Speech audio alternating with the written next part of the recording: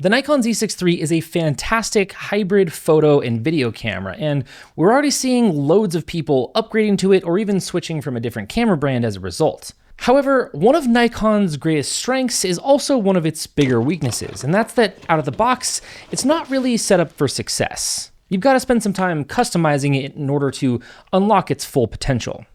Luckily, there's quite a bit of customization available, so today I'm going to walk you through how to best configure autofocus for photo and video modes for the Z6III. But this also applies to the rest of the current generation of Nikon cameras like the ZF or the Z8 or the Z9. Let's get into it. All right, so let's first start off by configuring autofocus settings in photo mode.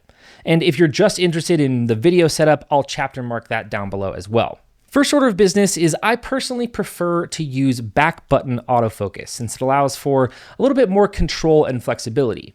If you go to Focus menu, A6, under AF activation, and set that to AF on only, that will enable back button autofocus only. However, this is personal preference, and most of what we're going to cover here will still work if you decide to leave shutter focusing enabled. Now let's go into the photo shooting menu and go down to our focus mode area, which for some reason is at the bottom, and let's set that to AFC for continuous autofocus. While we're in that photo shooting menu, let's go down one more to set our autofocus area mode and select wide area AF C1.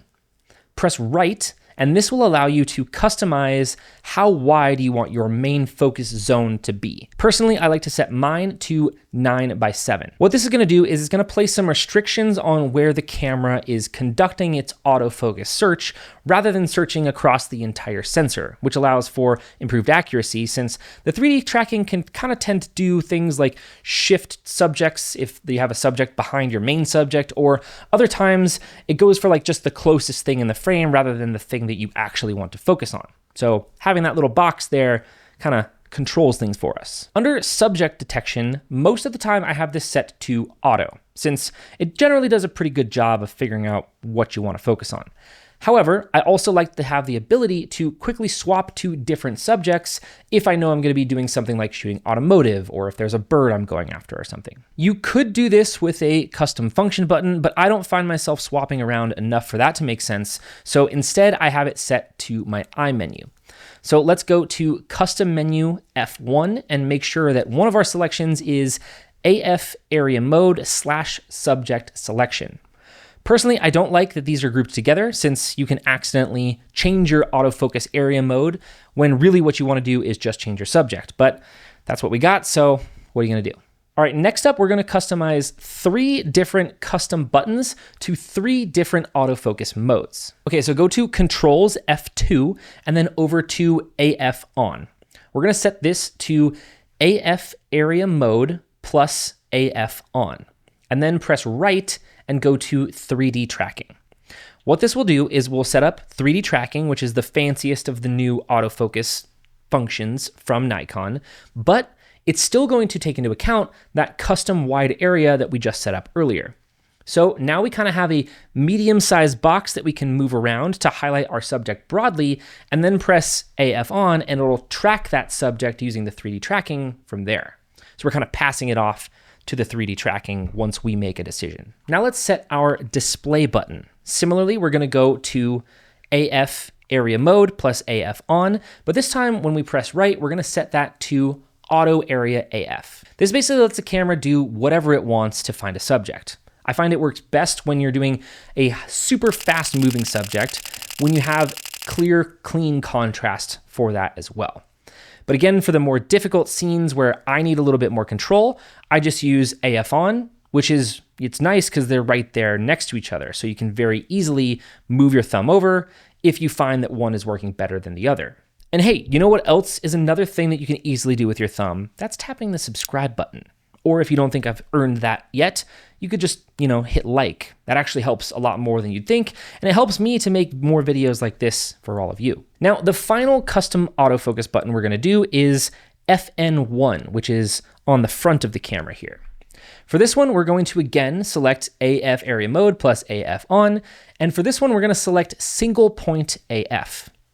This will be just one small autofocus point. So this is what we're going to use when either we have all the time in the world or we just need some pinpoint autofocus for some reason. So if I'm doing like landscapes or focus stacking, or maybe I want to have my subject purposefully out of focus, then that's the AF mode that I'm going to be using to kind of override all of that fancy autofocus stuff. The great thing about setting this to the front function button is that you still have your thumb freed up on the back to adjust the joystick. So you can keep your front finger pressed and then your thumb can select your focus point. On the topic of that joystick here, there is some customization that you'll want to do to that as well. Within that Controls F2 menu, go to Sub-Selector Center and set this to Reset.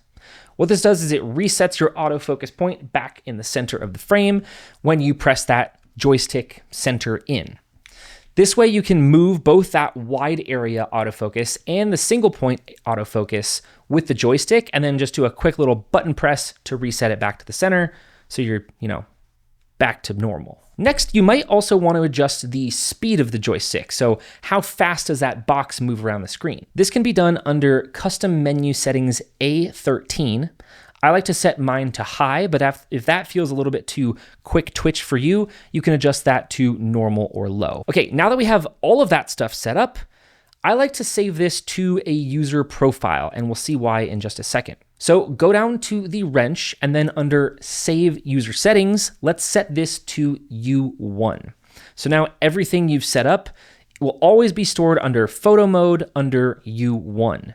And all you have to do is swap that top dial. Now, while it's U1, 2, and 3 on the Z6, on the Z8 and the Z9, it's actually called Shooting Menu Bank A, B, C, and D instead, which can be found at the top of the photo settings menu.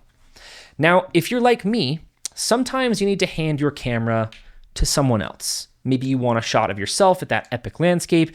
Maybe you just want a photo of you and your girlfriend at the end of that nice long hike you did. And while you're an expert photographer who knows how to operate their fancy new Nikon camera, not everyone else is a smart cookie like you. So what we're gonna do is we're gonna set up a new user profile for folks with a PhD in cameras. And in this instance, PhD stands for Push Here Dummy. So let's go back to the custom menu A6 and set the AF activation to Shutter/AF on. Now let's go to Photo Shooting menu under AF Area Mode, and we're just gonna set that to Auto Area AF. Lastly, go back to the wrench and go to Save User Settings and set that to U2. Now, the next time you're on the top of that mountain and you want someone to take your photo, you can just say, hello, hello. Can you take your photo of me, because you too? Okay, so hopefully this video is better than those jokes, but you just hand them your camera and you say yeah, do the little half press, full press thing. And you sort of just hope and pray that autofocus does the heavy lifting and they have some passable level of composition skills. So now we have U1, that's set for you, Mr. Fancy Pants. And then U2, that's just anytime you hand your camera to someone else. Super easy to just make it easy for them. All right, so the best thing about the Z6 III and all of the other newer Nikons for that matter is that they're not just great photo cameras, they're actually very capable hybrid photo and video cameras. But the video autofocus behaves much differently than the photo autofocus. So we got to be sure that we have both of them configured properly. Let's start off in the video recording menu and go down to focus mode, which is where we have the first big departure from what we've done on our photo setup. Here we want to select full-time autofocus, or AFF. That's because if we do continuous autofocus, we have to actually be pressing down a button in order to have the camera autofocus, whereas AFF will be continuously autofocusing on whatever the thing is we're trying to focus on. So if you move or your subject moves, you don't have to keep pressing the refocus each time. Now under AF area mode, let's set this to subject tracking autofocus, which is going to allow us to use the touch tracking to track our subjects.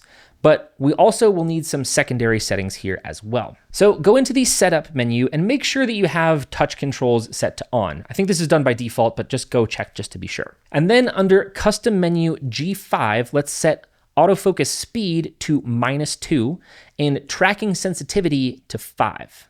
This is going to do a few things for us. What it does is allows us to quickly snap to and track our subject quickly, but it makes the transition speed between autofocus points nice and slow and a lot more natural. So if you need to transition between subjects or focus points, it's going to look like a nice smooth focus pull rather than a herky-jerky mechanical look. Now, sometimes you might want to let the camera do its thing because it's generally pretty good at its job, or maybe you need a little bit more precise kind of pinpoint focus for like some detail shots or something. So what I like to do is under custom menu G2, I like to set the FN1 to focus mode AF. Now, when we press the function 1 button on the front here, we can use the front dial to select a different area mode. A quick word of warning, do not rotate the back dial since that will take you out of full-time autofocus and then you're gonna have a bad time. Gonna have a bad time. I usually stick to 3 different options. The first is subject tracking, the second is wide area, and then the third is single point, which are conveniently all next to each other in the rotation. And the nice thing is you can still use the touch on your screen to move either that point around or to tap on a subject. For video, I find that touch works a lot better than using the joystick, since sometimes moving the joystick, it sort of introduces a little bit of jitter, which we don't want when we're in the middle of recording. So yeah, most of the time I'm set to subject tracking. Sometimes if I'm just kind of like walking out by myself, I'm recording myself, I'll just do auto area because I don't have the ability to like track myself by tapping it. And then if I'm getting like a close up or something and I just want to pinpoint one thing, that's when I will use the single point mode. And there you have it. Now your camera is set up to be an autofocus master. So go forth and create something awesome because you're awesome. And with that, I'll see you in the next one. Peace.